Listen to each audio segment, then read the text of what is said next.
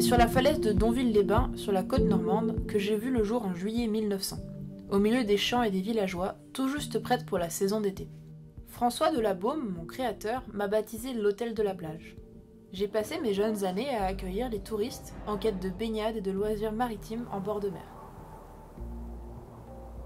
J'ai croisé et accompagné des tas d'hommes à l'esprit vif, des femmes aux tenues voluptueuses et des enfants pleins de rire et de vie. Je fus le témoin de leur joie et de leurs préoccupations, de leurs discussions et de leurs déambulations entre mes murs et mon jardin. Je leur ai offert une vue imprenable sur la mer et les paysages qui m'entourent. Mais j'ai eu plusieurs vies, dont certaines ont été moins joyeuses. En 1916, pendant la Première Guerre mondiale, je fus rebaptisé l'hôpital complémentaire numéro 106. J'ai beaucoup moins aimé ce nouveau nom, mais je suis fière d'avoir participé à ma nouvelle mission.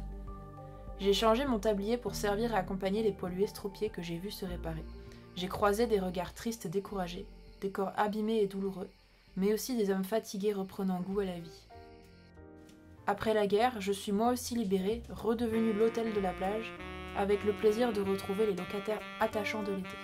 Mais c'était sans compter une nouvelle guerre qui a fait de moi un bureau de poste pour l'armée allemande de 1940 à 1944. On m'a alors appelé la Flettpost. Mon créateur est mort en 1945 et j'ai été vendue pour devenir la colonie de vacances de Notre-Dame-des-Pins. Un fort changement de locataire, mais des bruits joyeux, des cris d'enfants et des fous rires. Une atmosphère vivante et mouvementée, telle était ma vie de bâtisse dans la fleur de l'âge. Mon jardin était devenu plus dense et la végétation plus majestueuse. Au début des années 2000, j'ai été abandonnée, trop vieillissante peut-être. Pourtant, je repose sur une solide structure de pierre, celle de la falaise sur laquelle je repose. Malgré l'apparence du crépi grisâtre qui me retrouve et mon air austère, je ne suis ni fissurée ni cassée. J'ai perdu mes huisseries et mes atouts charmes. Je suis ouvert aux quatre vents qui s'engouffrent dans les étages, mais je ne subis pas les assauts de la pluie, bien protégée et toujours au sec.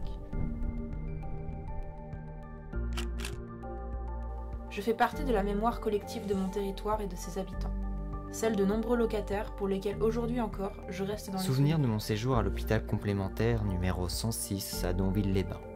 Je vais bien. Germain. Le 20 octobre 1916. Je suis la mémoire et le témoin des événements passés et présents. Maintenant je suis vieille, mais non sans ressources. Et j'aspire à faire partie des événements futurs pour continuer à offrir un lieu unique, témoin de notre histoire, offrant cet horizon majestueux sur la mer qui peut profiter à tout le monde.